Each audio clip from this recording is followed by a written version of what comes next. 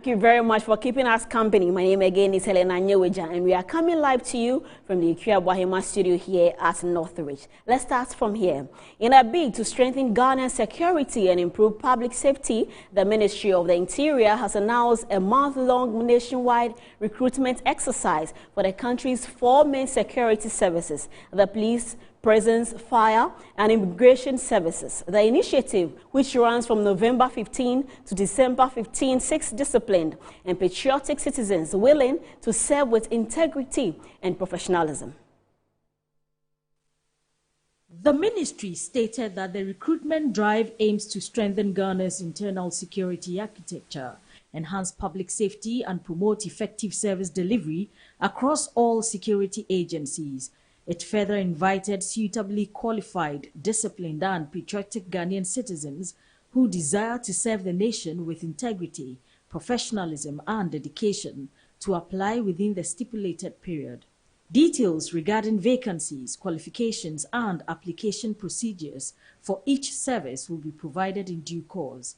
Prospective applicants have been advised to read all instructions carefully and confirm that they meet the eligibility criteria before applying. Applicants who submit false information or forged documents will be disqualified and may face prosecution.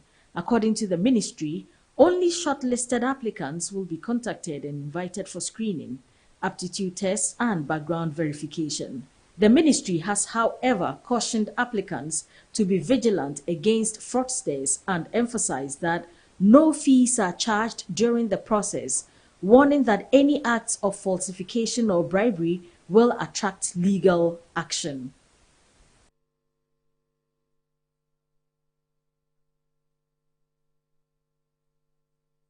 Now, an assistant immigration control officer, Cosmos Dakura, has tragically killed after he had a colleague, ACOI Philip Latte, who sustained injuries and was ambushed and shot by assailants in Nangani, Tampani District, late Sunday, November 2, 2025, while returning from duty. The Ghana Immigration Service and the Ghana Police Service have launched a major investigation into the heinous crime, with the Controller General of Immigration and the Inspector General of Police deploying a higher-level team to the Upper East region to lead the probe and ensure officer safety. Let's now turn to our screens. So basically about the 2 immigration officers shot at Tampani District, as the service confirms the attack on 2 immigration officers who were shot at Nangani in Tampani District in the Upper East region on their return from duty on a motorbike. The assailants led ambush and opened fire on the unsuspecting officers, and the distressing incident occurred on Sunday, November 2, 2025 at approximately 8:30 hours. The 2 Assistant Immigration Control Officer, AICO-1 Philip Latte and AICO-1 Cosmos Dakura, endured gunshot wounds and were promptly administered initial medical care at a Bansode clinic in Tampani before being transferred to the Bolgatanga Regional Hospital. Regrettably, AICO-I Cosmos Dakura later succumbed to his injuries and passed away in the early hours of November 3, 2025. Now, Ghana Immigration Service, in collaboration with the Ghana Police Service, is actively investigating the circumstances surrounding this incident. Additional updates will be shared as more information emerges. The Controller General Immigration and the Inspector General of Police, thus the IGP, have deployed a team from the national headquarters to the Upper East region to support investigations and reassure officers following the loss of a colleague during this difficult period.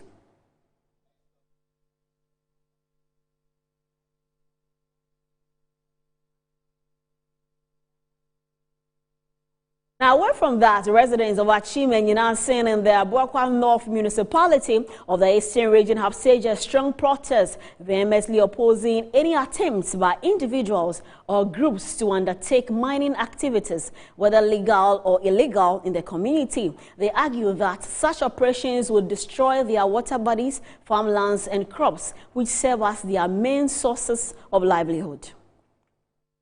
According to the residents, they will not tolerate any form of mining in the area. They insist that anyone who attempts to engage in mining, particularly galamsey, will face stiff resistance and be treated as an enemy of the land. The residents further expressed concern that allowing mining activities could negatively impact education and the future of the youth, as many young people must abandon school to participate in mining operations. They emphasized their commitment to resist any attempt by individuals, including traditional leaders or politically connected persons, to introduce mining into the community. They are therefore calling on government and the security agencies to ensure that no one is permitted to engage in any form of mining in the area. He's the greatest evil in this land.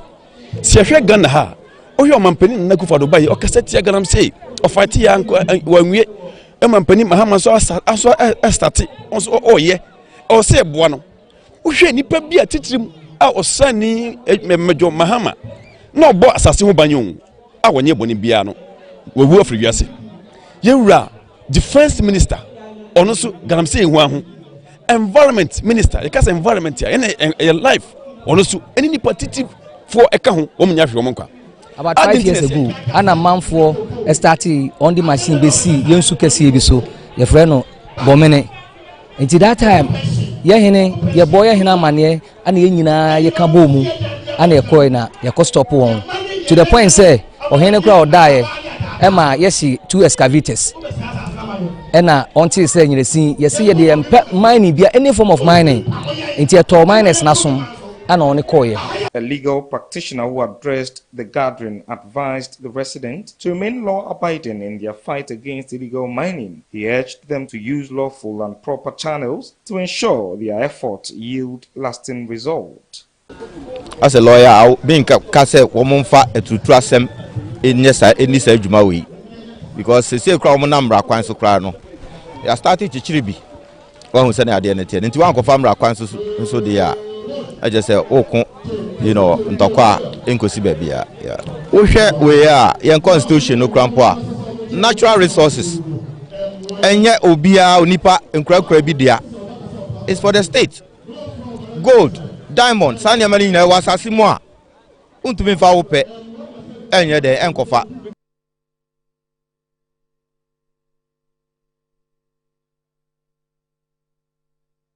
Now, residents of Bompata in the Asante Achim South municipality of the Ashanti region have taken a firm stance against mining operations on their land, citing concerns over environmental degradation and social vices. The community organized a peaceful demonstration to express their grievances and appeal to authorities for support. The residents fear that their only source of water body for the community, called Subin, will be affected.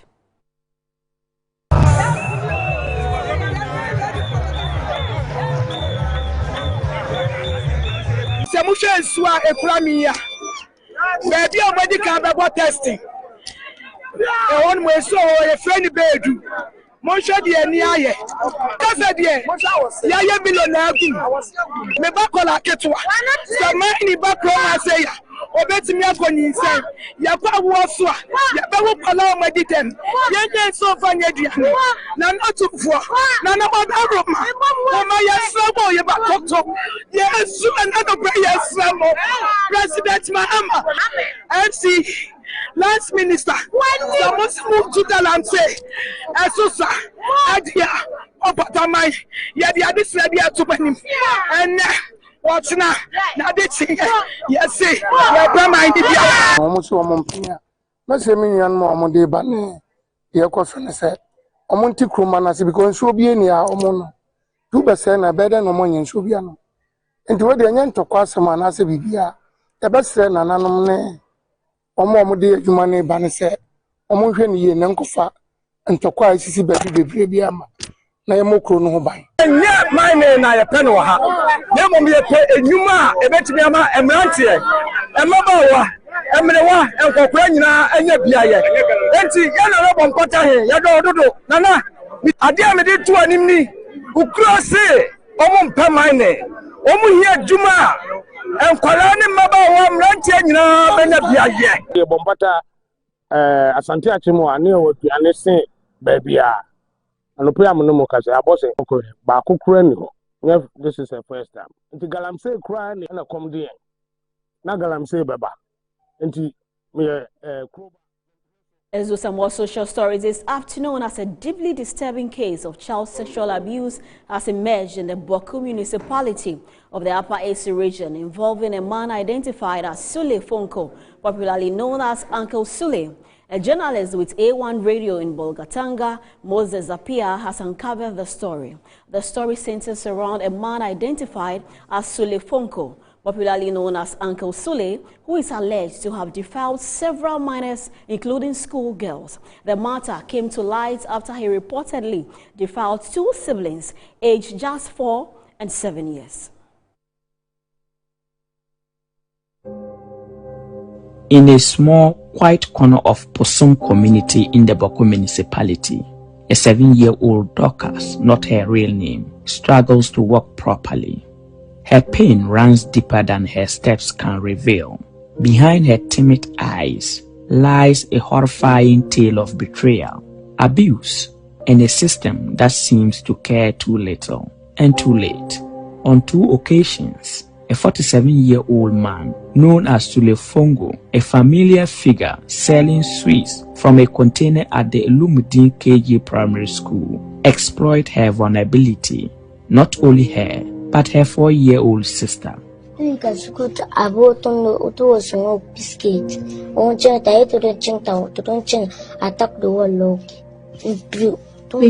from school and he asked us to come and help him collect his biscuits.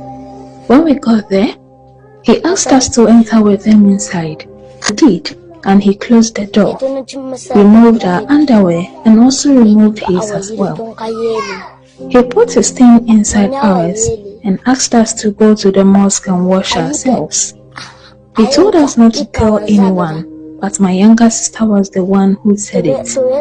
She was complaining that her hair is paining, and so they told us if we don't tell the truth, they will put pepper in us. So we said it's Sule. Ask her whether is that the first time that you have done that to them or he has been doing that. It's the second time. He lured them with promises of trees, only to threaten them with a knife after defiling them. Afterwards, he washed them, handed them with biscuits, and sent them home as if nothing had happened. The following morning, Dorcas' sister, Rita, not her real name, who is 4 years old, could barely walk. Their mother, Rose, a 38-year-old widow who sells sachet water to feed her daughters, was alarmed. When gently questioning failed, fear forced her into a desperate act. When the children came back from school, they didn't say anything about it until the following morning. The younger one couldn't get up from bed. I forced her out, but she kept telling me that her down there is paining her and that she can't get up. So I was curious.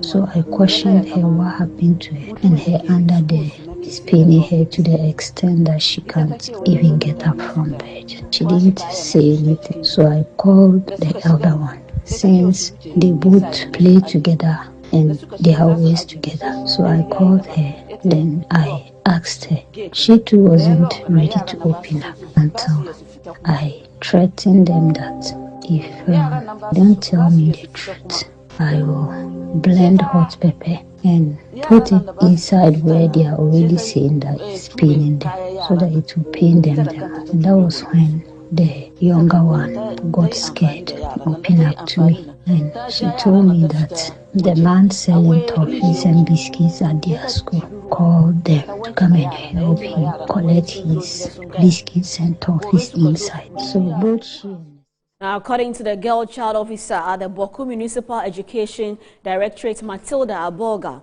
about 50% of schoolgirls may confirm the suspect may have something to do with them. That is not his first time. Mm-hmm. Yeah, that is not his first time because he has done that. If we had time to meet the whole school, we would get up to 50% of the girls who will confirm that, confess that he has ever had something to do with them. What? Yes.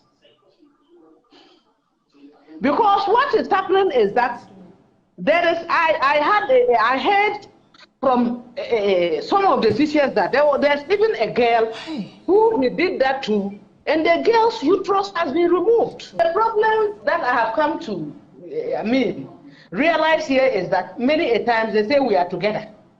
If we had the time to start with the girls, we will get up to 50% of the girls who he might, because why the kiosk is just in front of you see the picture. It's just in front of the school. So when the children are on break, they come out and he uses whatever he sells to lure them to do whatever he wants. We are now joined on the line by Matilda Aboga, girl child officer in the Boku municipality, and Moses Appiah as well, a journalist who broke the story. Good afternoon to you, first of all, Matilda. Good afternoon. Matilda, can you hear us? Yes, I'm hearing you. Okay, now, how did your office first get informed about this shocking situation, and what was the immediate steps that have been taken to support and protect the affected children? Yes, as I said yesterday, for GES, yes, we are part of it, but we cannot take full listen, because as what happened after 4 p.m. It means the girls had closed and gotten home, because we closed at the latest time we close on school here is 3 p.m. That is those who have extra classes. So as at that time, the girls were at home, or maybe they should have been at home. So that was why the office cannot fully take up the case.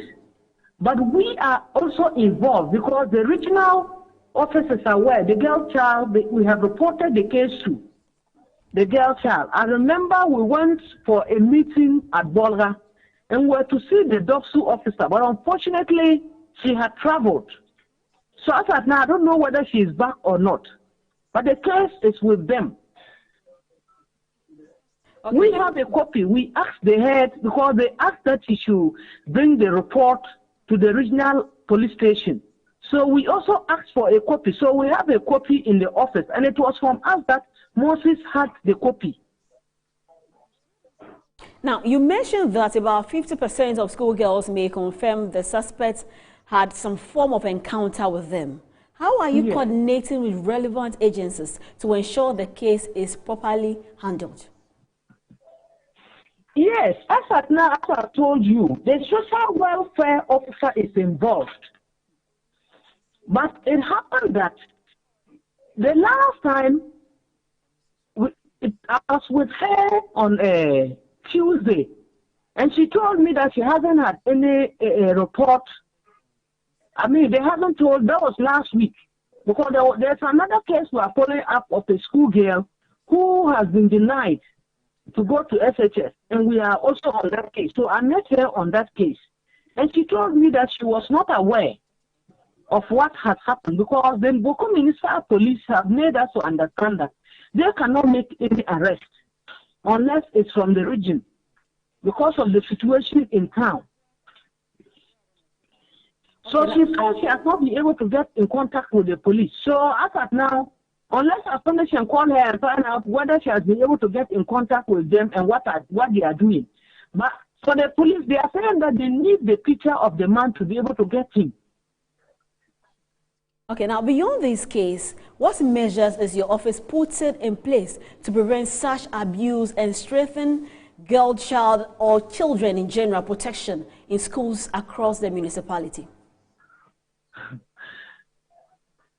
Yes, for what the measures we put in place, we let parents we advise parents to be able to know where their children are at what time.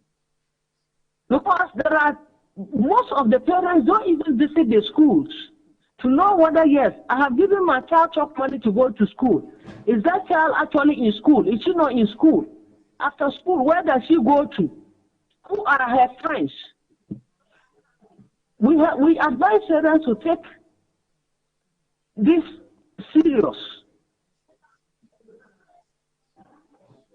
Okay. And also, we made the heads to understand that, yes, during our visits, when children are close, they should make sure that they are on their way home and they get home. At least some parents would ask them, if your child is not at home at a particular time, you can call the head teacher or the class teacher to find out whether the children are still having extra classes or whatever is happening.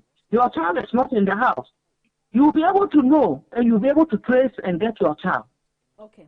Matilda Aboga, thank you very much for your time. That was Matilda Aboga, who is girl child officer in Boku municipality, and that is a really disturbing issue as she advises parents to be more vigilant when it comes to their children. Let's now hear from Moses Apia, the journalist who brought this case to light.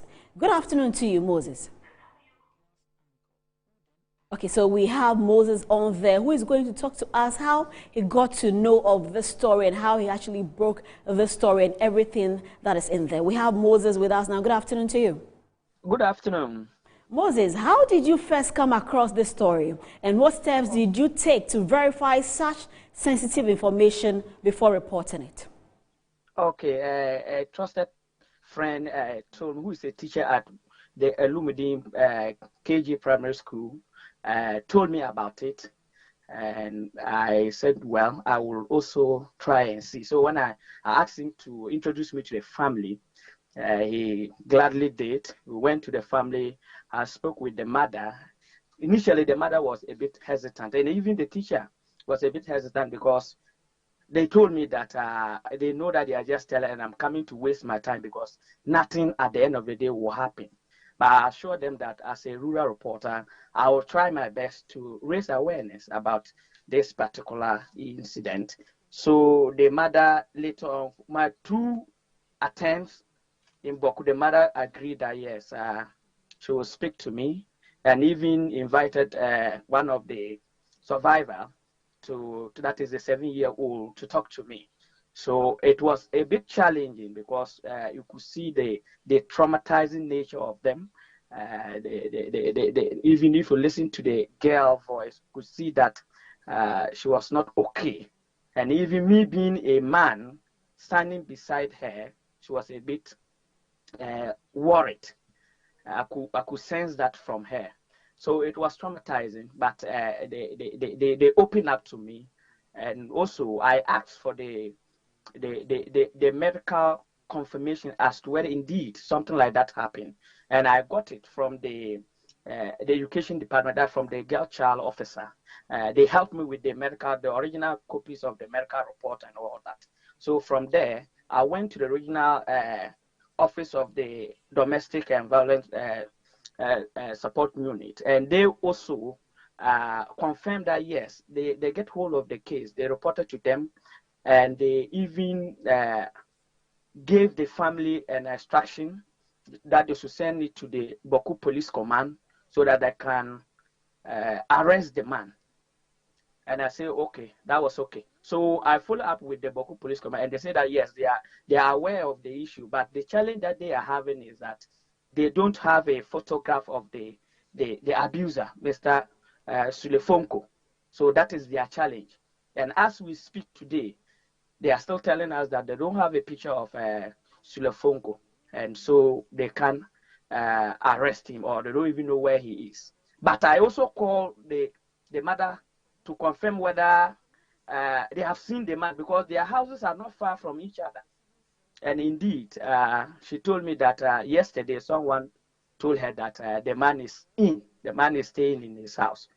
So that is just it, as we are following it up. What has happened since the story broke and what the responses has been from the parents. But what of the community members and local authorities as well? So community members is the teachers that are a bit concerned, because we all know how Bokwe is. It is the teachers of the girls that are concerned. And as we speak, because they have reported the matter and they are not seeing the concrete action, they too, they are a bit distant. They don't want to get involved again. Because yesterday I called one of the teachers and he was telling me that, Moses, I told you that this thing, it will not go anywhere. They don't want to talk about it because they don't know what will happen. So they are now kind of distancing themselves from the case. So it has been challenging. Okay, as a journalist who reported this, what do you think needs to be done by the media and institutions to ensure that cases of child sexual abuse are detected early and addressed appropriately?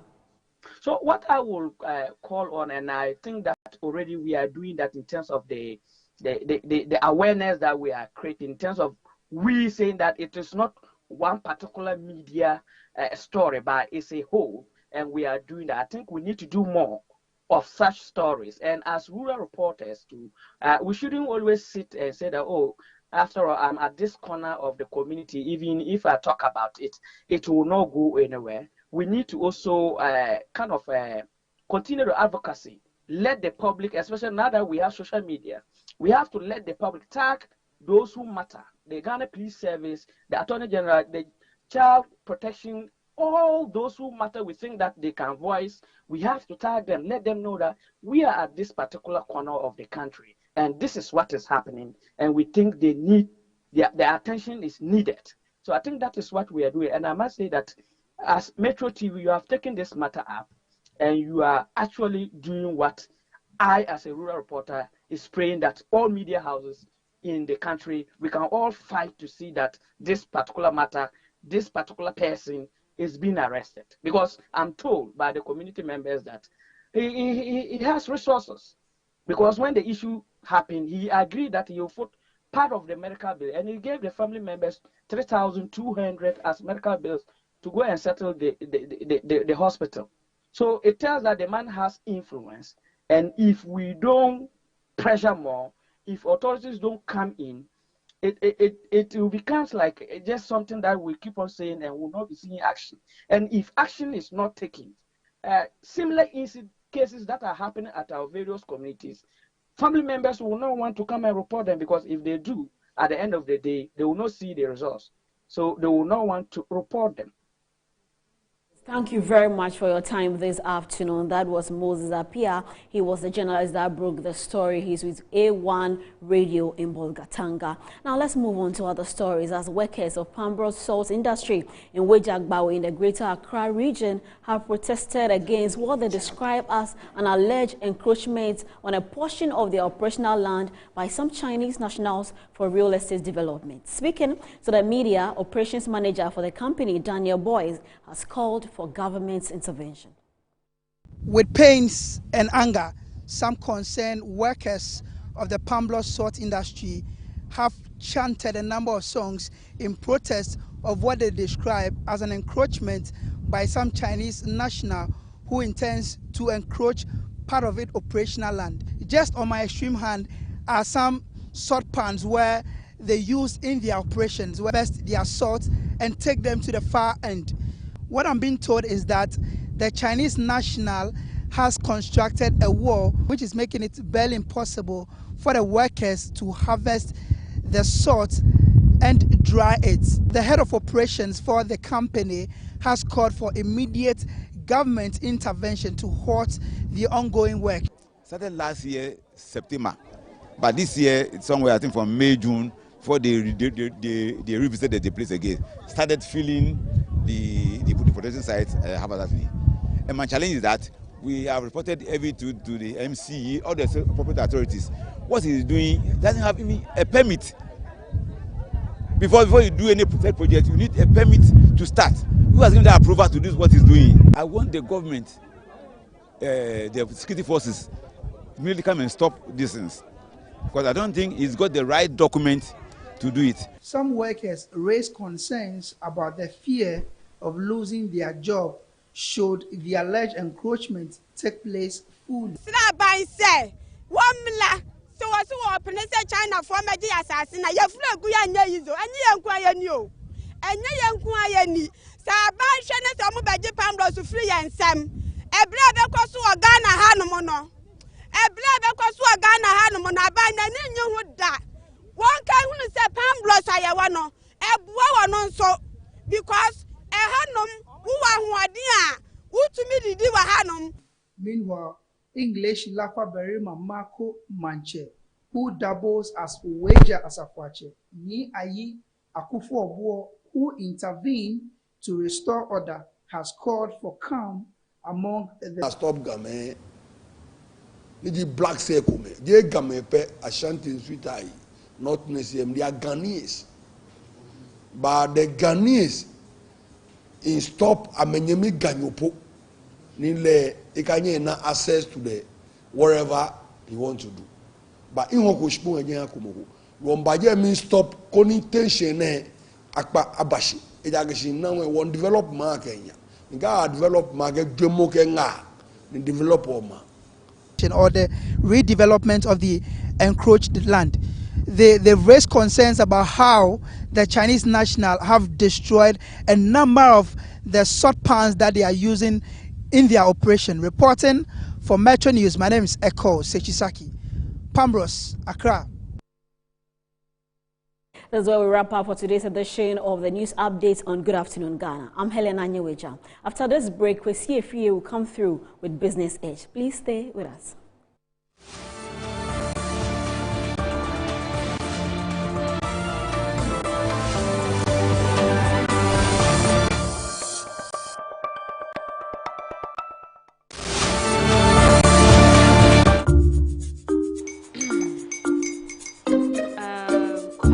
Uncle are almost here. Wait a minute. This one too, your friend Kwame. Wait, Kwame.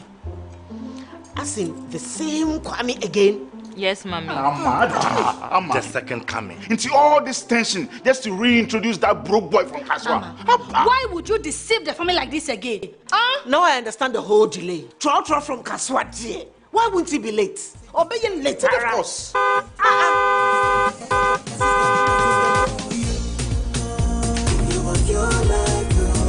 Star 712 hash, star 712 hash. Yeah, you go be the luckiest. Copy from Georgia be luckiest. From not the pure cause she be luckiest. Yeah, you go be lucky, luckiest. No matter why you're lucky. Everybody go be the luckiest. That's Kwame. Send your God apple boom. If you're poor, what's that? So would the coming of the Son of Man be. Hey! Is that his car? Ha! Even now, your shadow the way designer. I use my own mouth to reject him. Oh, this is my mouth. Look at that.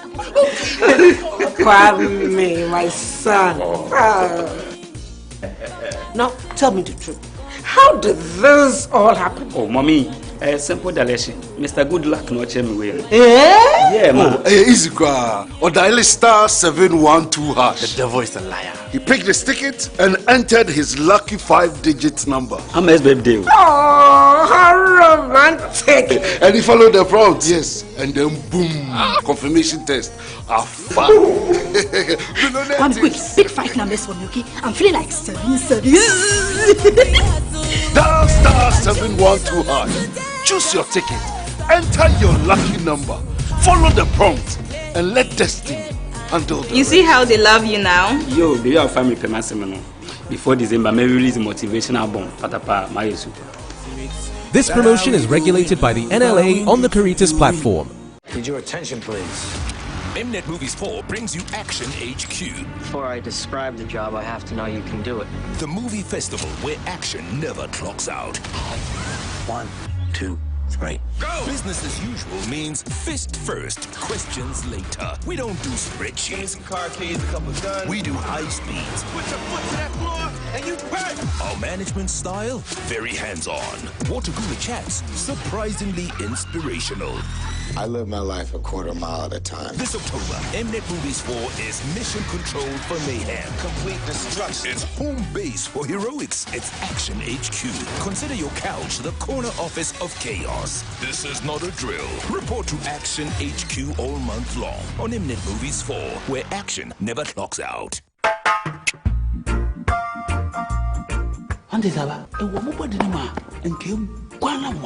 Oh, Jose.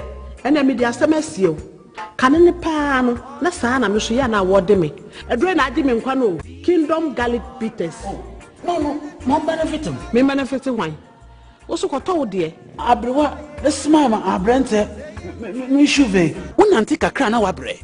No Kingdom Garlic Bitters, and any capsules. Nanya, what ya brebia. Kingdom Garlic Bitters, and the capsules. Assembia you. A devil when I'm when I say, send your name, my wife, company one personal. Kingdom Ginseng Power Capsules, and tea. Say, see, I'm passway. Kingdom Ginseng Power Capsules. A many genius some debefi, abrebia. Obebia o de poor hauno. Edro bakupa we hear tremendous capsules. Tremendous capsules. Yes, ye uma we obesima. Edro you when you be a ton robia. Kingdom Herbal, no challenger. West Africa's soil yields global treasures. Cocoa, cashew, shea, and cotton. They power industries across the world. Yet for our region, the greatest value still slips away, exported raw, taking with it jobs, industries, and the promise of shared prosperity. The real question is no longer what we produce, but who captures the final reward. True prosperity lies in the value we add right here at home. That's why the 4th edition of the EBIT President's Roundtable will gather the architects of Africa's prosperity and Africa's should I say excited or scared or don't like to be in the hospital, but these are people who spend their life in the hospitals and spend their lives with people who are in danger or at the point of death. I'll be speaking to them pretty shortly on the World Burns Week, but quickly, let me give you how the city is performing against the major trading currencies as of this morning and as of close of business yesterday. On the dollar, the US dollar is buying for 10 cedis exchange rates from the Bank of Ghana as of close. We are thankful to the managers of it is selling for 14 cedis 31 pesos, buying for 14 cedis 31 pesos and selling for 14 cedis 32 pesos. And so let's see the euro, and the euro is going for 12.55, and say our cedi is against the major trading currencies as of this morning. And I'll now come back into the studio and begin my discussion. So take note. I'm beginning with the World Burns Week. And after that, I'll be talking to the Registrar General of the Health Facilities and Regulatory Authority. We have a number of questions to ask. Maybe let me introduce my guest on the World Burns Week for you. I wanted to ask them whether they are scared for the job they do or not, but I didn't like the experience. So Safwa Opon is also right here in the studio with me. Safwa, good afternoon. Good afternoon. Thank you very much for joining. Thank you. What do you do? Tell me. Basically, I treat burns cases. People who have gone through burns in fire, in oil, and all kinds of burns, ranging from electricity, thermal burns, friction, inhalational burns, chemical burns. So in my facility, we treat all kinds of cases with burns. You save lives? Yes. Are you able to eat? Not much. Initially, not much, but now I'll be able to eat more. So you'll go and see the person dying on the bed with all of the burns and with all the categories you have given me, and you still sit by your fufu and go to it. At times, it's not easy. It's not easy. Yeah, seeing your loved ones, your patients. When patients come to our unit, like they become our friends. So they become our loved ones.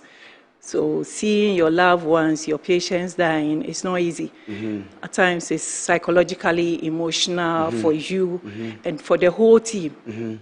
At times we cry when patient dies in our hands. Yeah. But the pain cause, they will go through before they yes, die.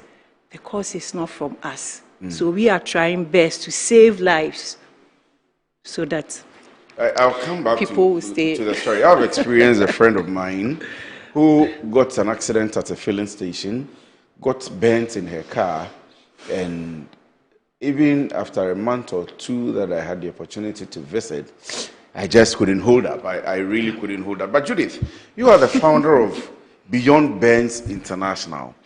That's an NGO. Right. Why the NGO? I'm a burn survivor. Oh, really? You are? Yeah. I see. You have the scars on? You have anything to show? Yeah. Oh, wow. Yeah. Wow. Wow. So tell me about the story and how you ended up forming the Beyond Burns International. When I was 10, I was in a gas explosion, a domestic gas explosion. Wow. Yeah.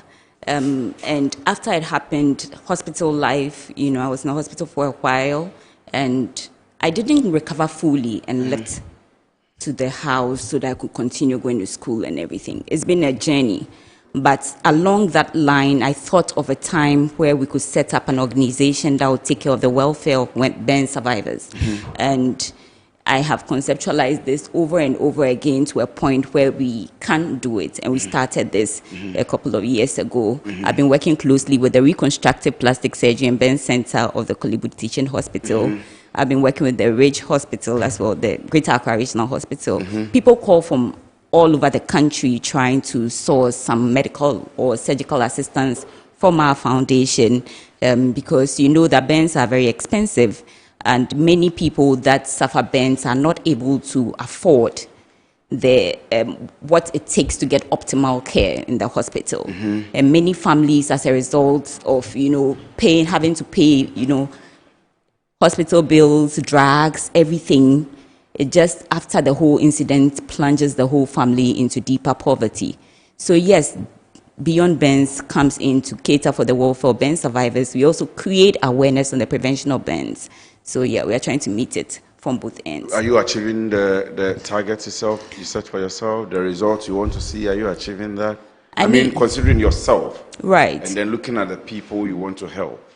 As much as possible, the people that get in touch with us, we help them as much as we can. If we have to pay something to get them to get a procedure done, we do it. We can do so much more, but it's a matter of funding. But we are working on that. Do you have enough funding you don't have? How do you expect to get them? What's your plan? We've been working on it. We've been trying to partner with corporate bodies to give us something, for the year that would help us do the activities that we do. We also do general fundraising, friends and families support. We are writing to organizations. So yes, we are working on it. But since you showed it to me, I can see a lot more on it. Right. Now. Right. They do that. You mentioned reconstructive plastic surgery. Yes. You haven't done that yet, or you don't want to do it? Actually, I'm okay.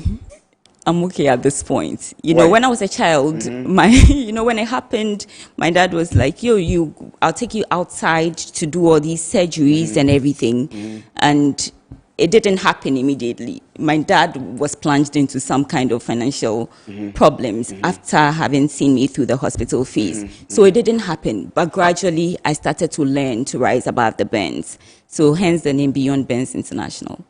Yeah. But how do you feel when I see the fire, for example, on the screen? How do you feel when you hear the news, when you see people like that being a victim of yourself, having a foundation to support, to cater, to prevent, and all of that? I mean, how do you feel? Definitely a sad story. Makes you relive everything, especially, chatting a lot with survivors. Yesterday, we launched World Burns Week. We launched it with survivors and with hospital staff and with staff from the Ghana National Fire Service. We together did this, and through the process, you hear other survivor stories. And we have the same story, the story of the pain, the struggle, trying to rise above. All of us share these similar stories. So I mean, it makes you relive it, and it's not a pleasant experience. It is the reason why I see the need for us to intervene, and hence the organization. So, Let me come to you now, Safwa. Yeah. You do the reconstructive surgery. Yes, please. For people. Yes. Do they get whole? Are you able to cure the remains of the burns, everything that, and bring the person back to a smooth skin and all that? Yes, but it depends on the percentages. From 50% and above, you can't get 100% actual 100%, but maybe 20%, 30% you can get, but you may still have some scars there. Yeah, you may still have some scars, but at least we'll reduce the scars so that it's not visible. But it's expensive anyway. But that's why there is a requirement for the support for the Korle Bu Burn Center, for the NGO, and for everybody. But is there a way? Is it possible to prevent burns? Yes. Please tell me about it. Yes. A lot of the ways to prevent burns. You have the time. You try and see if you can run us through. I want to find out from you now. This place, where's your main source of electrical to this place, electricity to this place? Our main source of power. You have a main switch. Yes, we have a main switch. Where is it? It's at the back. Which I'll look for it for you. But this is you putting me on the spot. So you see, that is most of the things we Ghanaians do not do. You are working here, so you should know your main switch. In case there's fire here, what happens?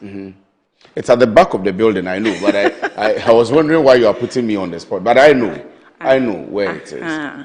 If we have fire service personnel come in to train us on all of these, but I mean, this is your time, so go ahead. But still, so it's up to every worker in this department to know where the main switch is, so that in case there's fire here, somebody can quickly go there and put it off.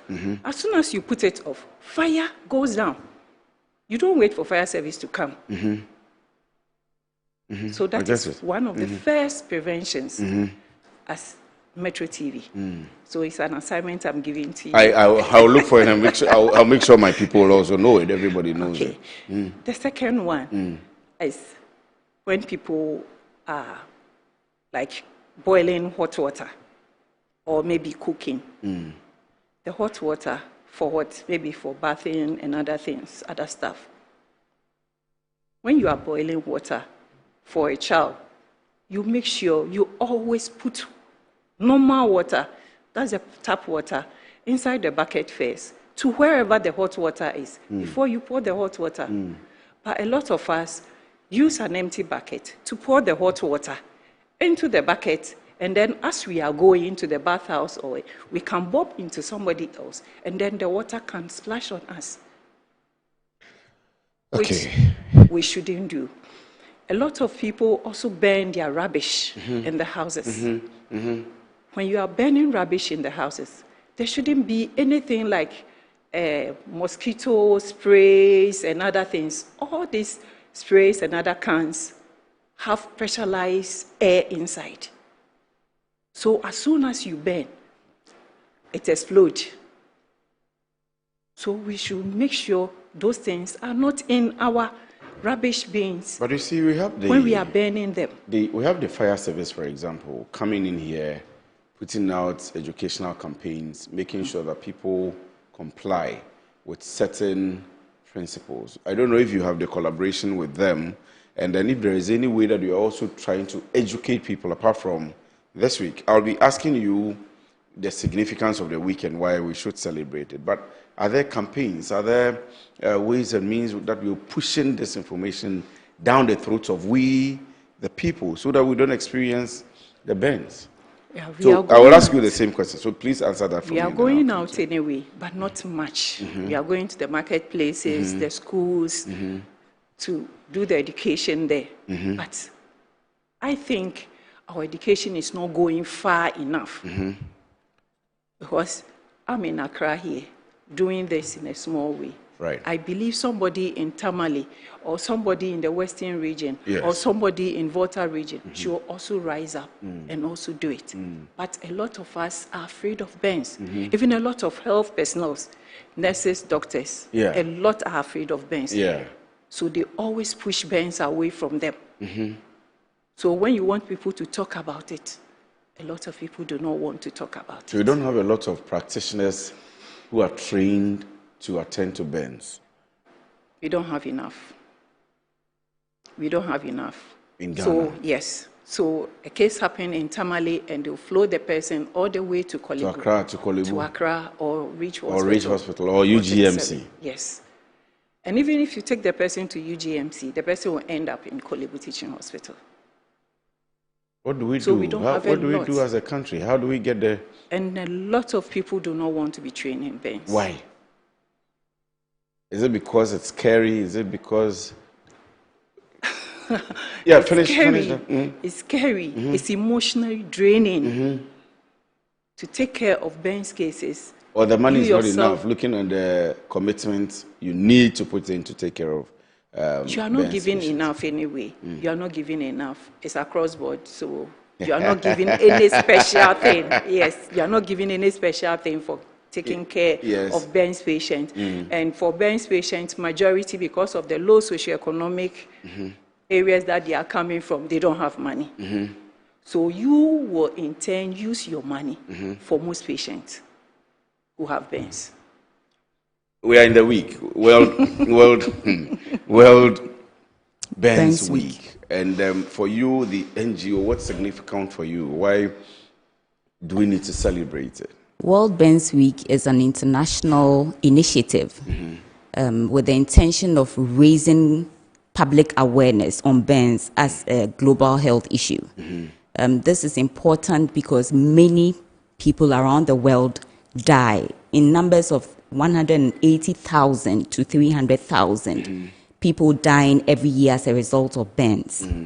The fact that these can be prevented is the reason why we celebrate World Burns Week, because burns are preventable, and if education will go on so that everybody comes to understand the dangers, the hazards that there are around us, so that we can be more aware of burns. Because many of the mothers that we meet in the hospital whose children have gotten burnt, when you speak to them, they had no idea the extent of havoc or damage or, that burns could do to children. They expect that if it was hot water, it would just have sprinkled on the child's hand or leg.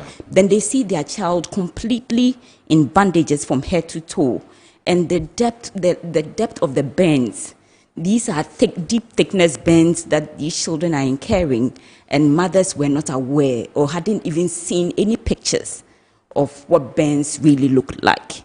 So education is really key, because many people know that, it's clear that if people had an idea the extent to which their children could get harmed, they would have been a little more careful.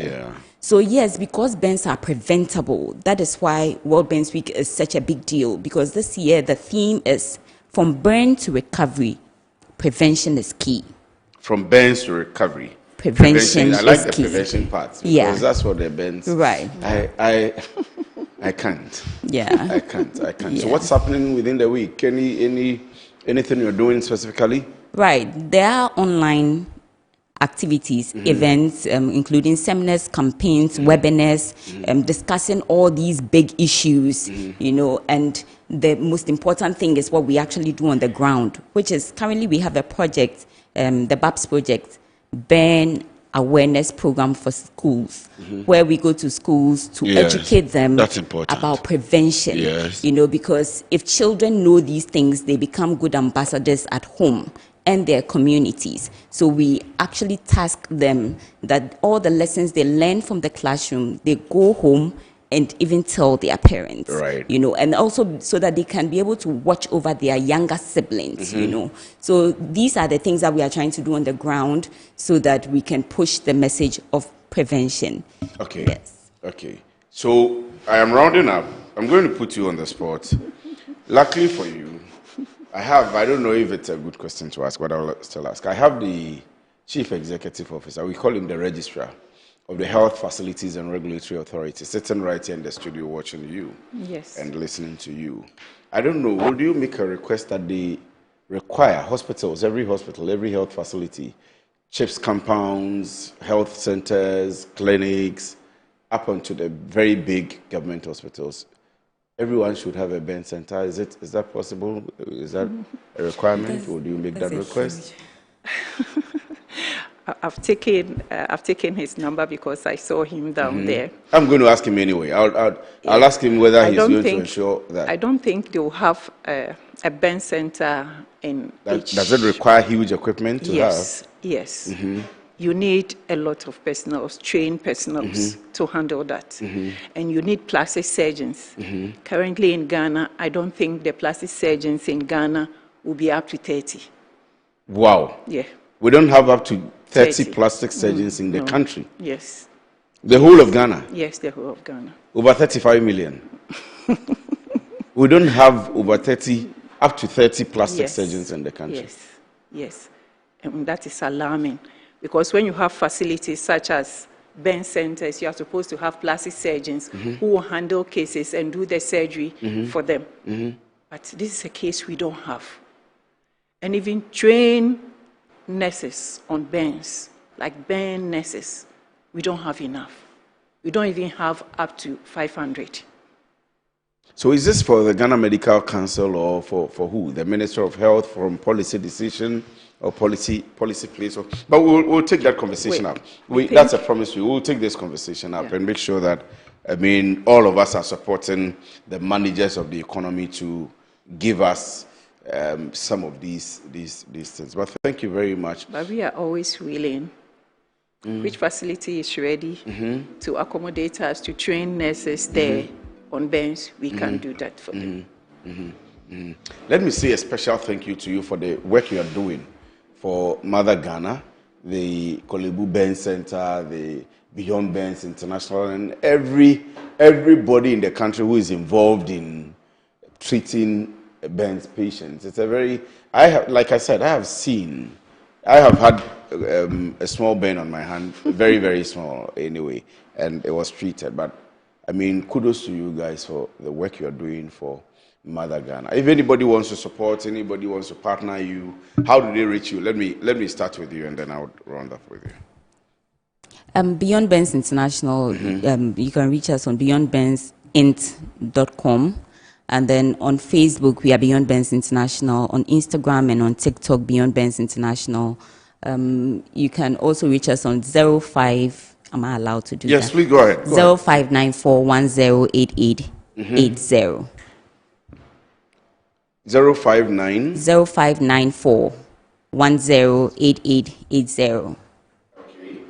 Yes. All right. Let me hear from you as well, Safwa. Yes, I want to chip in the first aid Please management do. first. Please do. In case somebody gets any kind of burns, the initial management, apart from electricity, the initial management is very helpful before the person comes to the hospital. And that is water. Put water on the burns? Yes. Normal water. Just not water. ice. Normal water. Tap water. Tap water. On the burns? Continuous. 10 to 20 minutes. Just do that. Before they come to you? Before you rush the person to the hospital. That's a very important information. Because when you get burns, you are still burning. So before you stop the burning process, you must put water on that person. Wow. So if you don't put water on that person, the person keeps on burning. So it spreads. It continues to spread. And it becomes bigger one. But when you reduce the burning or you stop the burning process, then that burning becomes a smaller one. So like we have degrees, first degree, second degree, third degree. So a third degree burns can even become a first degree when you do the first aid management first. So that is water. Wow. Continuous water. That's a very key and important information. When you get burnt of any form, anyhow, anyway, before you get to the hospital, it is water. Thank you very much, Safwa. Safwa Opon is from the Kolebu Burn Center. She's the Deputy Chief nursing officer at the Kolebu Burns Center, Judith Kato Addison, is a founder Beyond Burns International, and we are celebrating the World Burns Week. And well, it's a good celebration. We have to be excited about it, but the kind of things they do there, if you get into a burn center, I'm not sure you will be too happy about it. We should be concentrated on the prevention of that. I am going to go on a short break, but I'm still here in the studio. You don't want to go away because the big one is also coming up, and I'm going to be speaking to the Registrar General of the Health Facilities and Regulatory Authority. If you're a health facility, tell a friend to tune into Metro TV right now. I'll be right back.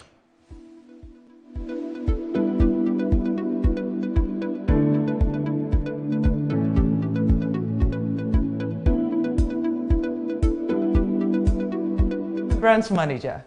Of course, I accept only quality and affordable printed souvenirs for my promotional campaigns.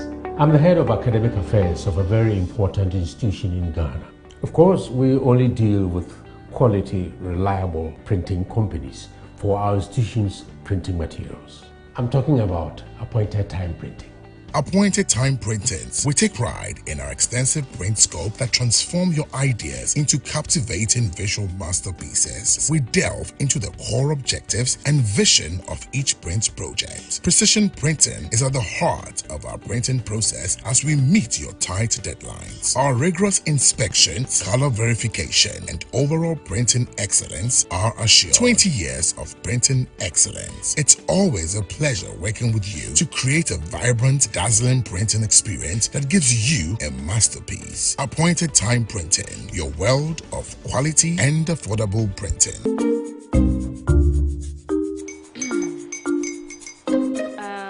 Kwame and his uncle are almost here. Wait a minute. This one too, your friend Kwame. Wait, Kwame? As in the same Kwame again? Yes, Mommy. The second coming. Into all this tension just to reintroduce that broke boy from Kaswa. Why would you deceive the family like this again? Now I understand the whole delay. Troll from Kaswa, dear. Why wouldn't he be late? Or be late, of course.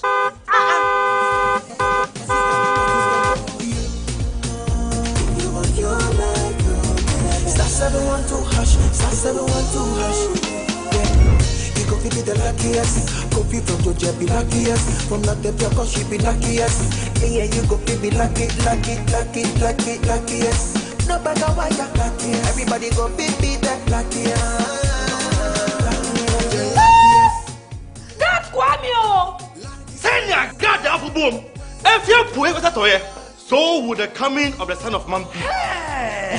Is that his car? Ha! Even now, your shadow the way designer. I use my own mouth to reject him. Oh, this is my mouth. Look at that.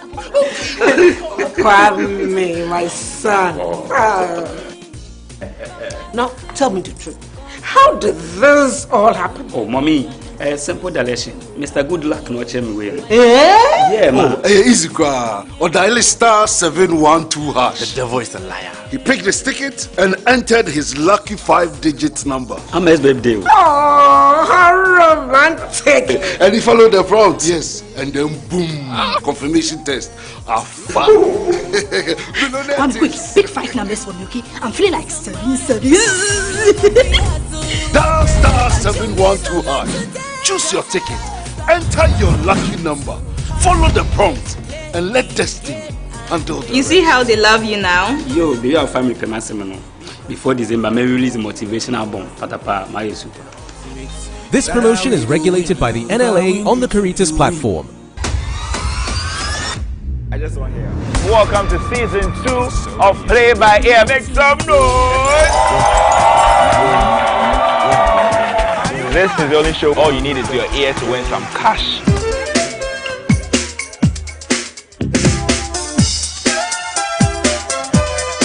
When I say play by ear, what you say?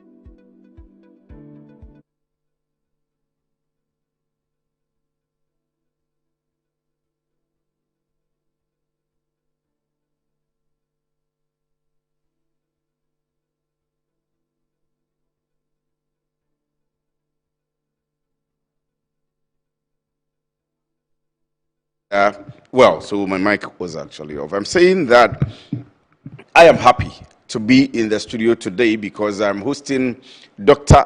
Winfred Quality Ba, who is the acting registrar or the registrar general of the Health Facilities and Regulatory Authority. And I'm happy to be hosting him because he's begun an action of cracking down on a number of the health facilities across the country that are not following the requisite requirements you need to operate a hospital, a medical center, a CHIPS compound, and maybe even a pharmacy. I'll ask him whether pharmacies are included and so on and so forth. So you want to stick and stay with us this afternoon. Let's talk about the Health Facilities and Regulatory Authority. Doc, thank you very much for joining me. Thank you, sir. Good afternoon. I hope you're doing well. Yeah, I'm doing good. And everything is going on well. Everything is with fine. the crackdown. You're closing down hospitals. Yes. Why? Well, thank you. I want to say good afternoon. Yes, sir. Our cherished listeners. It's Health Facilities Regulatory Agency. Agency now? Yes. I have always thought it was authority. No, it's an agency. When do you want to become an authority? Maybe let's begin from there. Very soon. Have you started the process? Yes, we have. But really, it doesn't affect what we do. As an Being agency? An agency on authority. An authority only means that you are off the controller payroll and you pay yourself. So you're able to generate enough revenue to pay yourself. So you determine your salary, of course, with the fair wages, and then you pay yourself. That's all it means. But are you able to go to court as an agency? Yes, you can. And prosecute the people who are... Oh, yes. Our act makes that clear. Okay. Yes, we can take people, and we've sent some people to court. Yes. And are you getting results? We are getting results. But why are you clamping them now? What's the issue? All right. So, you know, our mandate, according to the law, so our mandate is derived from the Health Institutions and Facilities Act 2011, Act 829. And it mandates us to inspect, to license, to monitor all health facilities, both public and private. Okay, good. With the aim of making sure that they provide safe and quality health care to everyone living in Ghana. And we have a set of standards they have to meet. So you need to meet the minimum standards before we give you a license. And after we give you a license, we do what we call monitoring to make sure that if you say you have oxygen, you always have constant supply of oxygen. That the patient is referred to your place who needs oxygen and there is no oxygen, the person will die. So we have to do constant monitoring. During our monitoring, we realized that some of the facilities, it appears when we are going for inspection, and that one will inform you. Yes. They'll go and rent equipment. They will quickly rush in to go and bring in equipment. And then once we are done, then they send them back. And that's bad. So now we do what we call unannounced visits. And that has yielded some results. We found out that some of them were lacking, some of the facilities were not fit for human beings to be in. So what we do is that when we see that, we have to write you a letter to tell you you need to fix this and that. And also operating with an expired license or without a license. Yes. That means you are not under regulation. And so we cannot be sure that the services you are providing are safe and quality to the people who come there, and whether you are not harmful to the public. So once you are not licensed or under regulation, then there are a number of things we can do. Yes. One, we can give you what we call an administrative fine if it is not serious and ask you to correct all those things. Number two, we can also close you down. Closing down can be temporary or it can be permanent. So we can close you down if we think that the infractions are grave, and then we can also send you to court. Okay. If there is a criminal component to it. So those are the things. Or we can withdraw your license. Okay. So those are the actions, the acts. What does it require for a facility to gain a license from HIFRA? Dr. Winfred Quality Ba's HIFRA. Yes. So what you have to do before you even apply to us, one, we want to know. You see, everything we are doing is, for example, if you walk into a hospital, we want to know that is the facility even safe for you? Is it that you get in and then a roof will collapse on you, or there are some live wires Yes, that can shock yes, you. We are yes. looking at your safety. All of that. Yes, in the facility. We are also looking at the personnel. Do you have adequate and qualified staff to take work care with. of you? So if you tell me you are a clinic and you don't have a doctor, a medical doctor, Yes. we will not give You you a close license. it down. We will not Okay, even you will not even give the give you a license in the first place. Yes. Right. And then if you tell me you are a diagnostic center, you don't have a radiologist, don't have a sonographer, we will not give you that. So we want to know whether you have one qualified and licensed personnel. Okay. Because they have to be licensed. By You their can be a accredited professor institutions. somewhere else. But if you are here and you are not licensed by your, so for example, if you are a doctor, you must be licensed by the Medical and Dental Council. If you're a nurse. Nursing and Midwifery Council. Yes. If you're a you are midwife. Midwife, also Nursing and Midwifery Council. Allied Health Professional Council for the If you're a lab technician. technicians, they have to be. So everybody will need to be licensed. Then that tells us you are safe. So, and then apart from being licensed, we want to make sure that you have the adequate numbers. So if you have a 40-bed hospital, you can't tell me you have only 10 nurses to provide care. That will not ensure safety for our patients. Have you listed all of these for people who are applying? Oh, yes. They are all on our website. And so And if I they go all there covered. today, I'll see it. Yes. I mean, in fact, I've been there, so let me just say that it is there. You saw it. And you saw it's a long list. So all those things are there. So one, you will need to also, we will need to get what we call the block plan of your facility. Yes, yes. The block plan also tells us, do you have emergency exits? We look at all those things. It's not So just that when there is a problem, people when there can is- easily go exit. out. Yeah. How is the floor light? Is it slippery? Can patients sleep easily and then get hurt? We look at all of those things. Do you have a requirement for people with disabilities? Yes. So every facility must be disability friendly. Every facility? Yes. So although it is not, we've not really enforced it, but now we are going to enforce that. Why haven't you enforced it? Well, I must say that HEFRA has been in evolution. And we've got it to a point where we have to enforce all those things. But why haven't you enforced it? People's lives are in your hands. Yes. So why haven't you enforced it? We are enforcing it now. Now, Yes. because you are here. But why have, government is a continuum. Yes. It's an institution. Yes. You are here now. You're making, why Well, hasn't it been I'm enforced? sure my predecessors have talked about it, but you know people are difficult. Doc, you agree that talking about it is not acceptable. I am sure they have. But you agree that talking about it is not acceptable. I know. So I why know. hasn't it been? Our lives are in your hands. Yes, we are enforcing it. We are enforcing. So you see, so now before we give you, you must show us that if somebody who has disability comes, they will be able to access your facility easily. So that's why we need a block plan. And then you also have to give us a fire certificate. You must be assessed by the fire service To They say should tell yes. us that your facility is fire safe. You must have a fire extinguishers and all of that. Then we must also get a certificate from the EPA. Exactly. Yes. That your activities will not cause harm to the environment. You know. Then you must give us a waste disposal plan. So you should be able to tell us that when I have shafts and needles, I dispose of them correctly. Because we don't want to come and then your shafts and needles will be in the general waste. People can get hurt from that. Your liquid waste, how do you dispose of it? Your solid waste. You know we have different types of waste.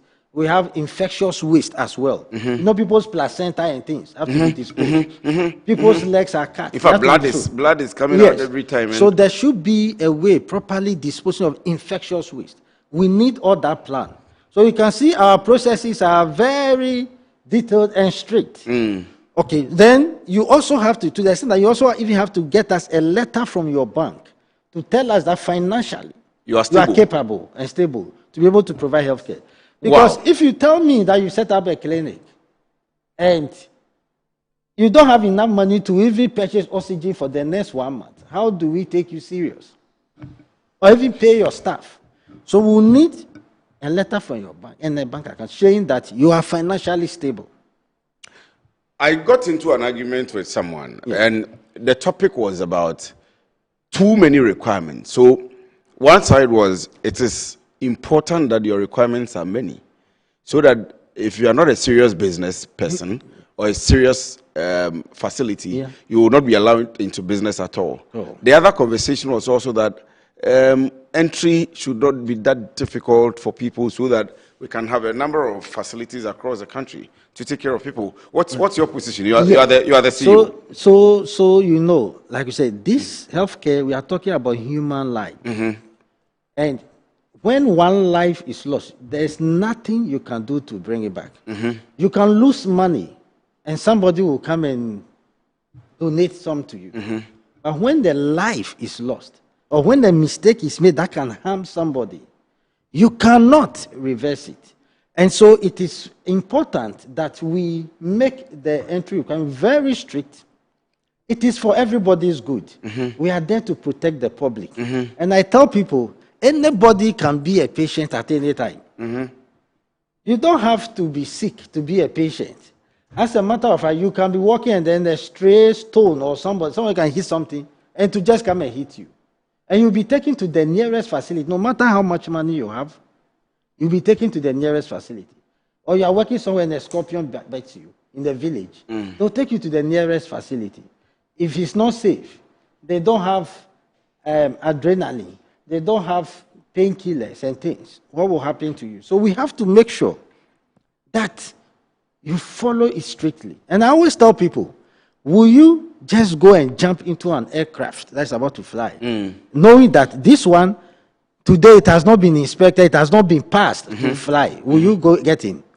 No matter how nice it is, will you get into it? You won't. You will not. You panic. Your life is at stake. You won't try it. And that's what, but you are like that. Yes. Our life yes. So why should people just come in? And why should people be practicing without a license? David Faku in the Ashanti region, he's your staff. Yes. He thinks that you are action-oriented and result-oriented. Yes. And you are a super CEO. Is that true? I think it is true. I mean, this is coming from, and I'm reading it. He is from Ashanti Regional Office. Yeah. David Faku, do you know him? Well, yeah, I know him.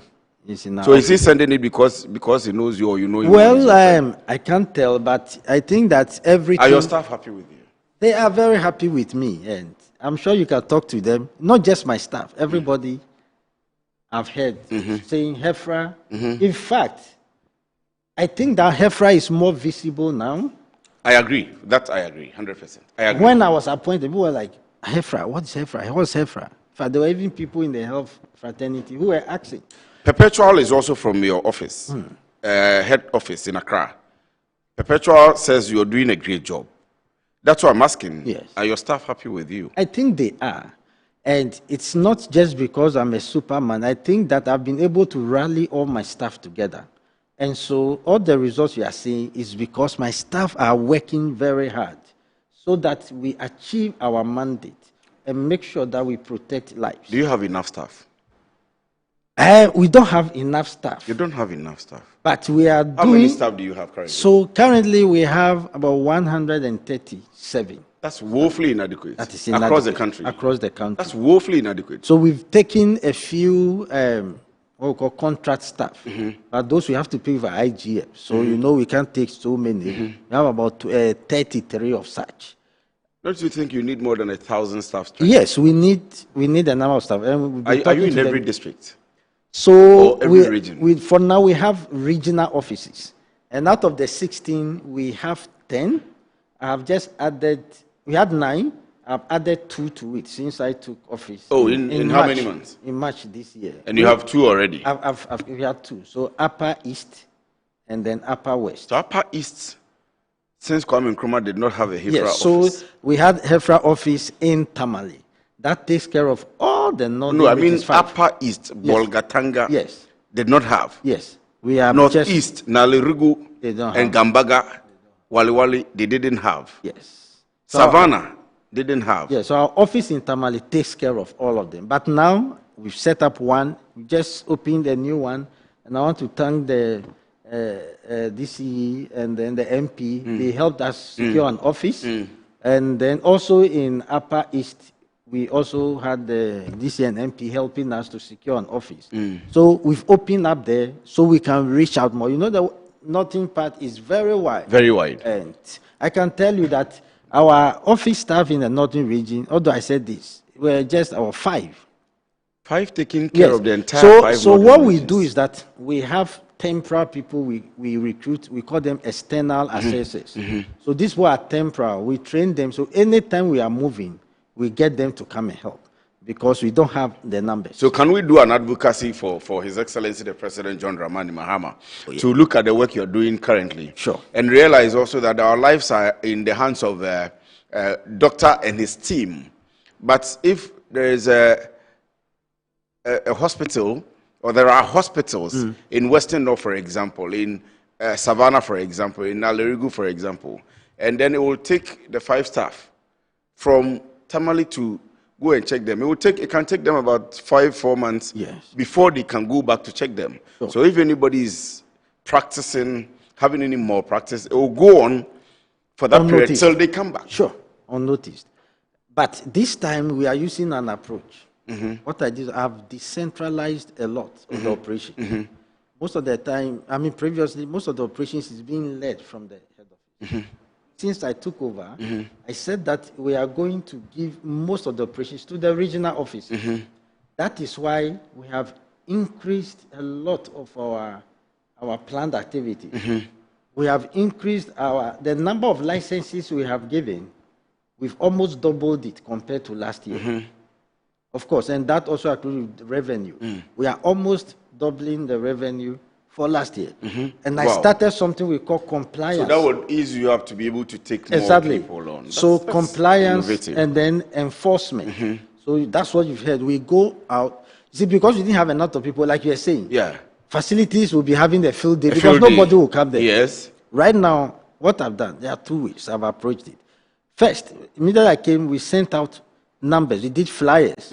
EFRA, if you see a hospital that's not lying, just send out a message. So we've been getting messages from people and from patients. And then I've also, like I said, decentralized. So I sent people to Avon, and then they've gone out. And that's when we found out some of the facilities that we've closed down because most of them were operating without a license or with a expired license. And some of them, the conditions are bad. In fact, by Friday, I will bring a release and you see one facility we are closing down. On Friday? Very bad. What's the name of the facility? Oh, I cannot give you. You but I'll give you a release. Once you have settled on closing it down, I will, is it in Greater Accra? I'm doing due diligence. Is it in Greater Accra? I'm doing due diligence. Is it in Greater Accra? No. Where is it? I will tell you. In the Ashanti region? I will tell you. In the Ashanti region. But once you are ready to... So today is Tuesday. Yes. So 3 days from today... is it a public institution or private? Yes, it is. Public institution. Yes. And that is the thing. People think that we are only hard on the public, the private institutions. It's not so. You heard that KMA clinic in Kumasi was closed. Yes. I would have asked you what the story was. It doesn't have to be.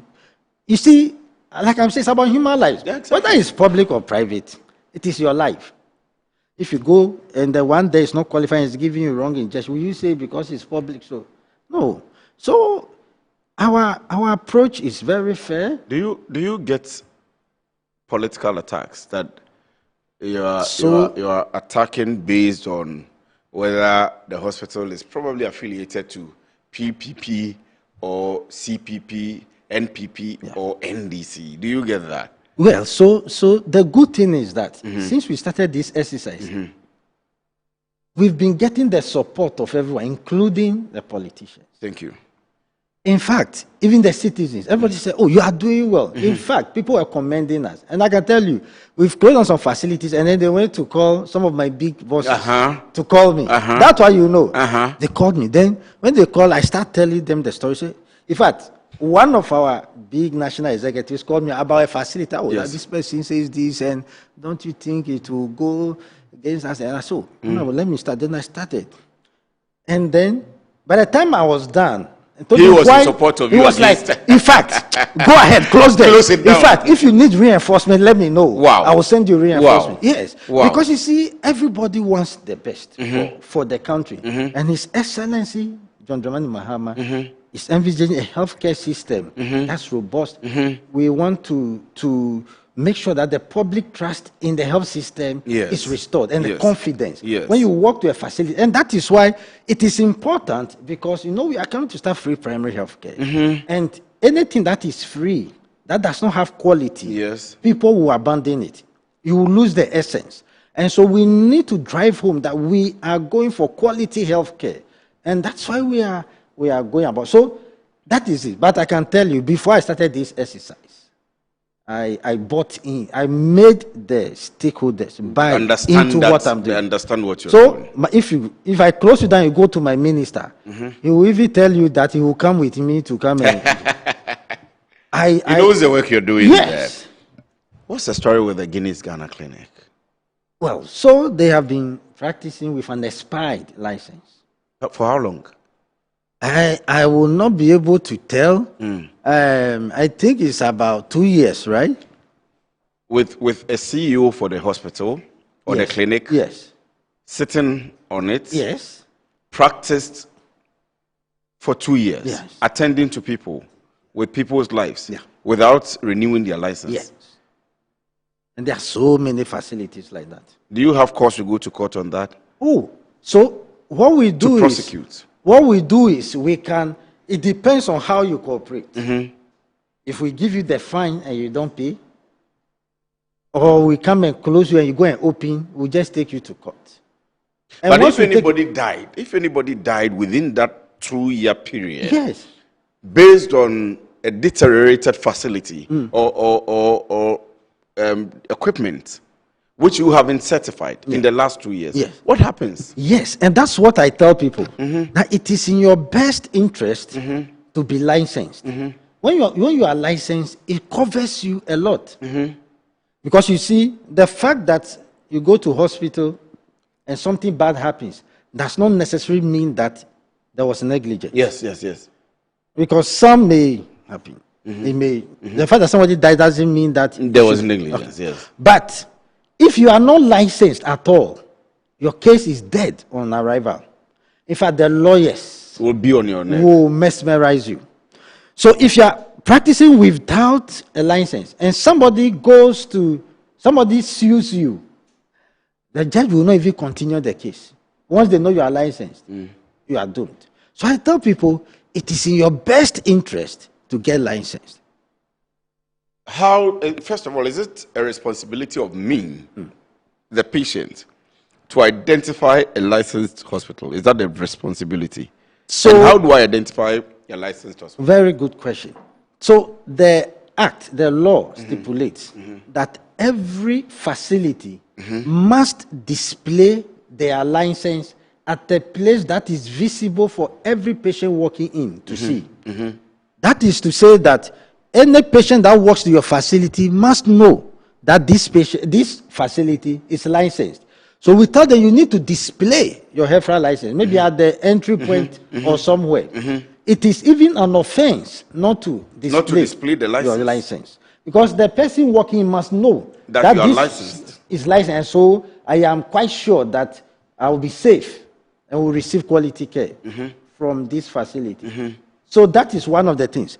There's another way you can also, if you go to a facility, you can ask them, are you registered with HEFRA? They have the right to answer. If they don't, just send us a message on our people. We will take follow it up. Yes. You can, very soon we are also going to publish the list of licensed facilities on our website. And so you can just go to our website and check. That is not on now, but it will be coming soon.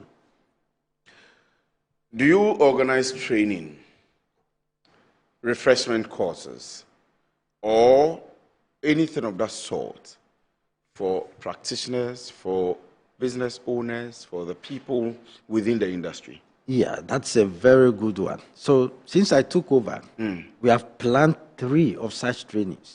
And we will be rolling it out soon. It must be compulsory. I mean, I am saying, but is it compulsory? Well, it should be. It is not compulsory, but yes, like you are saying, it should be. It should be, because then we want to take people through our processes, what we look out for, how you can maintain safety, how you can maintain quality. So we'll be rolling out that. As part of renewal of licenses, it should be that the facility or staff of the facility have gone through training. You are right. I think that this is a very good suggestion, and I'm going to take it on. Thank you, sir. Yes. Thank you. Thank you. I'm grateful for that. Yeah. And then I'll come back to ask again. You mentioned EPA, you mentioned fire service, and maybe I don't know of NHIS and all of them, but what's your level of collaboration with these institutions? Because you require their licensing also before you give the final license. Sure. So we work very well with all these agencies, and they also fall on us for information. We also fall on them. So when it comes to working with all the other agencies, the relationship is very good. And we collaborate. Sometimes we even do the closures together. So FDA, sometimes we say, can we go and this, I think they are stocking some medications that are not right. We go together. Even the Traditional Medicine Council, sometimes we do things together. As for NHIE, if we tell them not to pay you, they won't pay you. If you don't have our license, they will not pay you. Super. Yeah. Super. That's excellent. Yeah. Let's come to the facilities you've shut down. Yeah. How many of them so far? Well, so it's ongoing. Yes. But so far we've shut down about 52 of them. 52? Yes. Since you came? And it's still, yes, since I came. 52 facilities? Yes. How are they in the system? And it brings me back to that old question. But how have they been operating without? And I think that's what you said. The capacity was low. And so we're not able to go everywhere. It is just that this time we've changed the strategy. We've decided to decentralize. So then now the people are on the, and like I said, the staff, facilities. Yes, the staff are motivated, not because we give them money, but I told them we need to do this now they for get Mother to Ghana. Yeah. So now people are getting to work more, probably than previously. And I think that probably the strategy also worked. How many licensed medical centers are in the system currently? That is also a very good question. Yes. In our database, we have about 6,200 facilities. And that includes what? Okay. So this excludes the pharmacies. So the pharmacies, we have about 5,000 of them. Then we have what we call the over-the-counter medication. Yes. They are all under, so they are about 13,000. So, but when it comes to the pharmacies and then the OTCMs, we do them together with the Pharmacy Council. So they will go and do the inspection and everything. Then they give us the data, and then we give the licenses. Okay. So that data is with them. Okay. Outside that, we have about 6,200 in our database. But I can tell you, we have not captured all. Because we estimate that there are about 33,000 facilities in Ghana. Wow. But if you add all of these 13,000, 5,000, 18,000 plus this, we are about 24,000. Okay. We still believe that there are still more, and we are going after them. In fact, just this year alone, we've gotten a lot of new registration. So the awareness, were operating, not that they are now beginning operation, so they have been operating, but they were not registered. So since they heard about the action, people are now they are just trooping. So you are doing some good work there. Yes, yeah, we are for God and for country. But for the facilities and some of those that are not registered, and I'm sure it comes to also fake doctors, fake practitioners. How do you deal with that? Yes, so if we find you and you are not registered, let's say you are a medical doctor and you are not registered, we refer you to the Medical and Dental Council and to the police. Once you are fake, that's criminal. So we'll give you to the police. And most of the activities, we go with the police. We have a very good relationship with the police. IGP has given us men. So we hand you over to them. That one you go through prosecution. It's nothing like fine. You just go through prosecution. Yeah. Did you read about Dr. Sansadali? Dr. who? Sansadali on social media. No. That she used to be on one TV station addressing people. And she had a problem. She got appointed to the NHIE board. That one. I didn't even know that was the name. Yes. Yes. You heard about that? Yes. Did you have cause to take any action? No. So since it's the individual, that would be the Medical and Dental Council. Yes. Not under but she had been on a station training people, talking to people. Yes. So that would be the Medical and Dental Council. Still not under you. It's still not. But if it was within an institution, like a health setup. A health setup, we would have gone after that health facility. What type of health facilities do we have? I mean, for example, a hospital, a clinic. You mentioned one. I want to ask you a question on that. So let me start from the lowest to the highest. So the lowest is the Chief's Compound. Chief's Compound. Okay. Yes, that's the Chief's Compound. You know, all these are all intervention models. to get healthcare close to the people. So the Chiefs Compound is the lowest, where we offer very limited care there. You go there and check malaria and your BP and the community outreach services. Then from there, we have the health centers. That's the next level, where the health center. Okay. Then from the health center, then you have the clinics, the polyclinics. Okay. Then from there, you have what we call the primary hospital. We have the secondary hospital.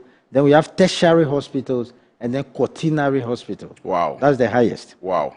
Wow. So Chiefs Compound are the very basic They are ones. the very basic. Health centers. The next level. But do they have limits of what they can do? Yes. In fact, that is the thing. So when we are licensing you, we tell you exactly what you can do and what you cannot do. There are some surgeries you cannot do at a certain level. Okay. There are certain, like we were talking about plastic surgery. I was going to come you to that, cannot plastic do surgery. it at certain levels. So everyone, so Chiefs Compound, they have a limit to what they can do.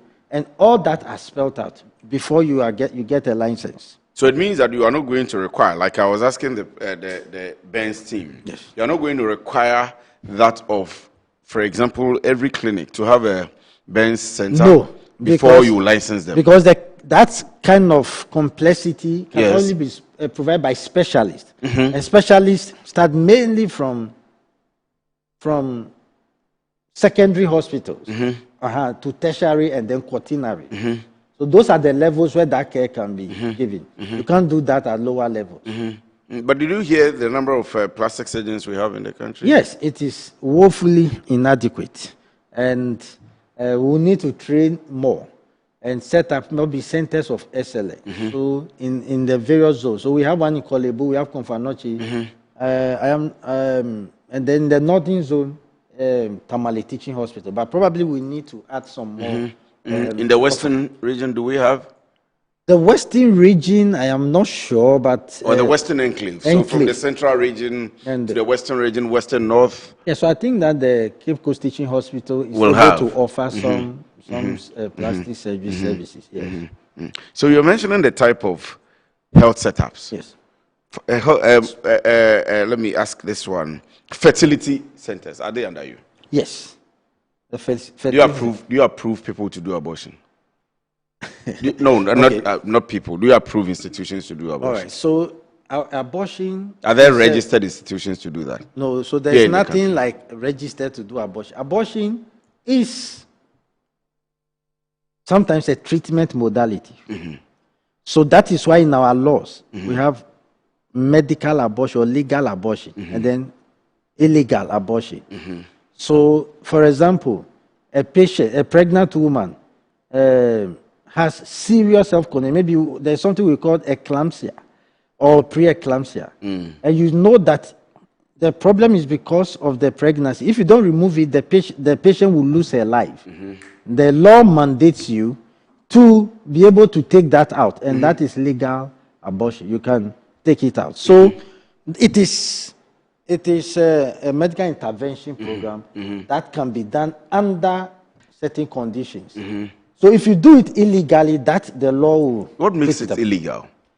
It makes it illegal when you are doing it without the kind of indication that is permitted under the law by an unlicensed facility and by an unlicensed practitioner. So do you license facilities who are set up as fertility centers?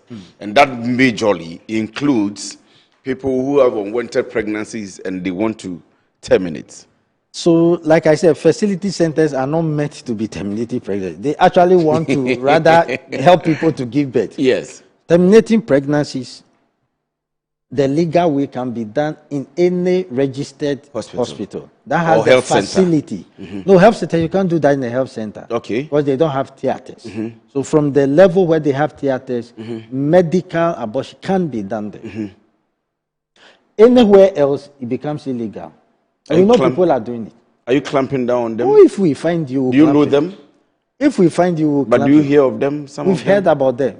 But when we find you, are you going to go after them, those you have heard about? Definitely, if we hear about. So, for example, which ones have you heard about? Which institutions? No, I've not heard of any institution. Any particular institution? No, I've not. But abortion is going on all around. Yes.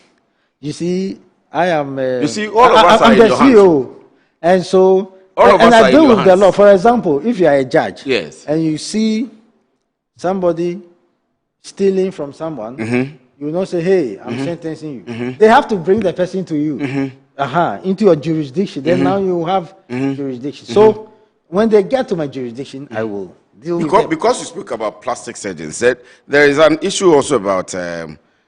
I don't know if the word is right. Liposuction. Yes. Is it also approved? So there are indications, medical indications for liposuction.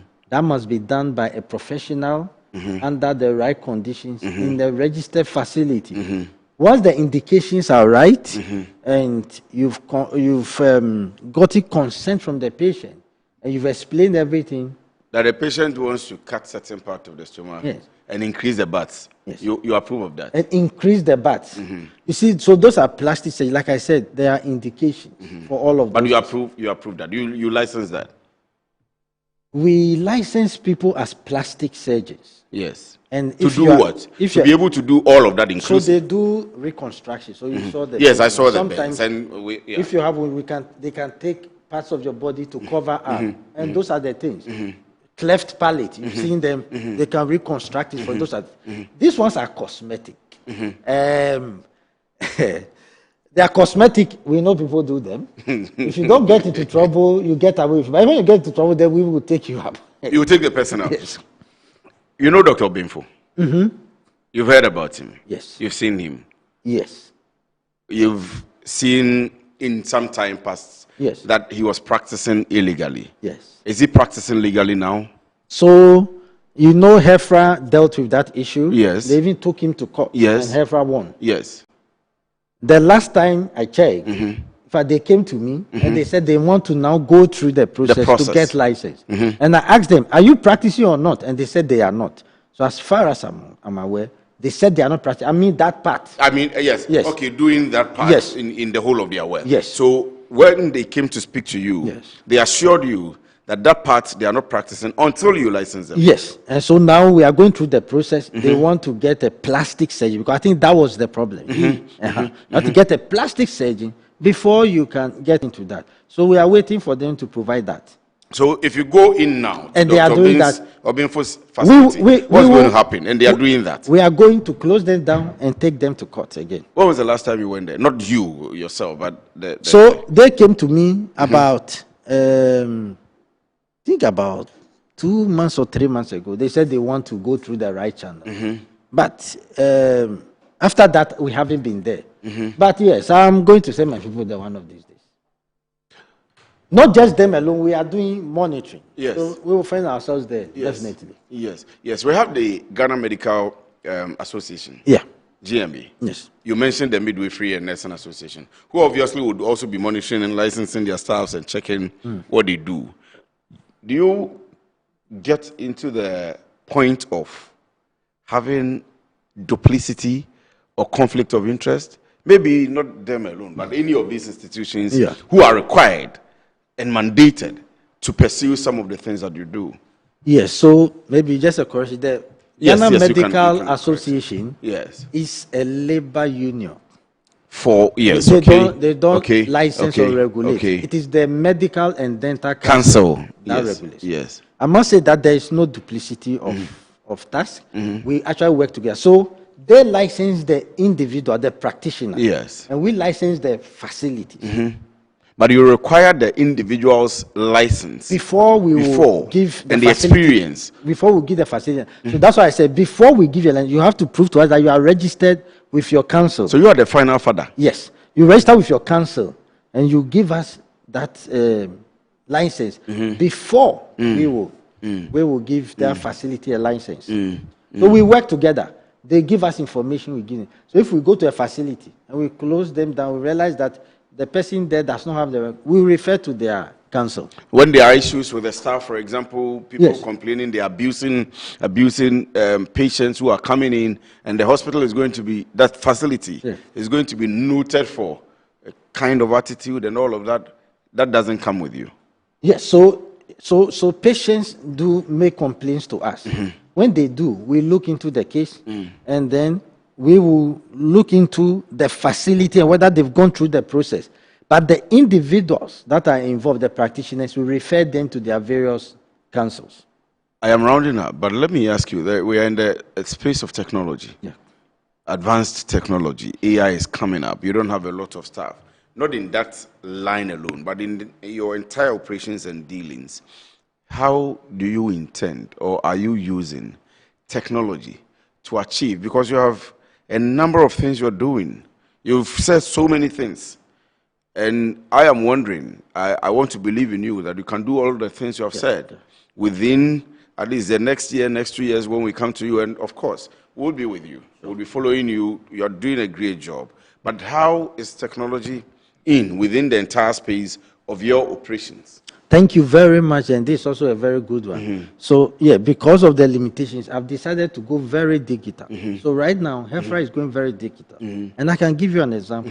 Just yesterday, we've started licensing the chief's compound. Okay. When the chief's compound are many. Many of them. Close to 6,000. I must say that they have not, most of them have not been licensed. And you know, this government is about to roll out the free primary health care. Yes. But this time we are saying that it is quality-focused free primary health care. We want to make it quality. So one of the things is to license them. There are 5,000. Previously, what we do, when we are going for inspections, we have some tablets, sometimes we use paper. We have not developed a tool, an online tool, that we just deployed yesterday. What happens is that it's so efficient that as you are doing the inspection, those at the back end, the licensing is looking at it. Okay. By the time you are done, they have printed your license already. Okay. So in no time, I tell people, now from the time you apply to the time we get you a license, it shouldn't be more than 1 month. Oh, wow. People have been waiting for close to a year for licenses. You can ask, facilities are always calling, oh, my license, they've been inspected in 5 months ago, it hasn't come. After we cleared the backlog, within 1 month, people should get, because now we've gone very digital. If you look with all the requirements, the EPA requirements, the fire certificates, the doctors' licenses, the nurses, the midwives, all their licenses, and to be in good shape, not just the licensing. Yes. To be in good shape with all of that. Sure. When you are done and you are certified, you can issue the license in a month. Sure, I can do that. So we have now a platform. You don't even have to walk to our office. We don't have to come to your office. You just go online, upload your documents. Our officers will see it. When they okay it, we'll call you, schedule an inspection. Come and do the inspection. Once everything is fine, we get you your license. So now everything is highly digital. Even our website, you realize it is a new one. We've pulled down the old one because it wasn't really working well. Now we are building it up. So it's actually under construction. And all these things will be on to the extent that you can check the licenses of facilities. We will be able to send you SMS maybe a month before or 3 months before your license expires, so you can start the process.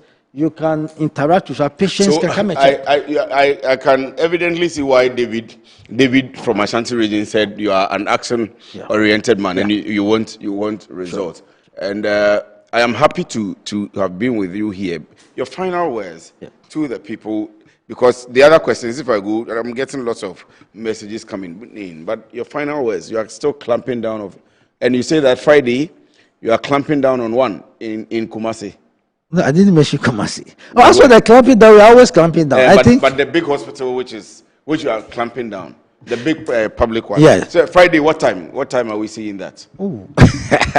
My PR is here. She let you know. I haven't seen her. But what time? You tell us. Oh, you get it. I have to ask her. But anyway, that's just on the light side. Right. I want people to know that whatever we are doing it for the good of all of us. Like I said, any of us could walk into a facility. Our life is in your hands. In fact, you don't even have to be sick to go to hospital. You could just go for medical screening and somebody will cause you harm. So we want all of you to support us. Now we need vehicles. We don't have a lot of vehicles. Yes. To be able to go around. It's important to do anytime monitoring, evaluation. we have to go around, we have to get vehicles from Ghana Health Service. NHI and the ministry also supports. And your staff. But now we want to get your own vehicle. So please, if you are listening to us, you want to support the Health Facilities Regulatory Agency, please. We'll put our contact details online. We'll give it to you. You can support us. Too. Computers, tablets. I mean, if you want to give us vehicles, we will be very happy, and we will acknowledge you. But we want everyone to support us, not with money, just money, but you can give us information. If you go to a facility and you are not sure about them, please just text it to us. We will send you our details. Send it to us, and so please be reassured that we are there for you. We are there to protect the public. Right. And we know healthcare will not be the same in Ghana again. Doc, I'm grateful. Thank you. Thank you very much for your time, and we are happy to have you. We will be with you. Sure. And of course, we'll be with your PRO, following you and on all the things that you're doing. You're doing a great job. You're doing a great, and we need our lives to be protected. So thank you very much.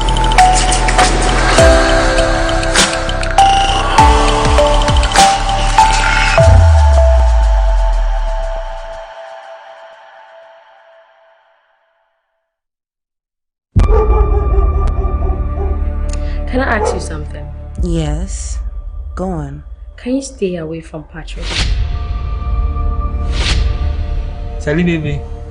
You want to go? Abiku, I don't speak French. Hey, that boy had the audacity, the effrontery. Have you eaten? Sometimes I wonder if really he's your son. Mr. Gray is calling you. Jesus. Whilst your friends are busy learning, you are here watching series. I don't want to destroy the love I have for you. Wait. Since when do you start having this affection for her? Oh, Patrick. See, your head like silver. You want Nora. But how? My legs no more.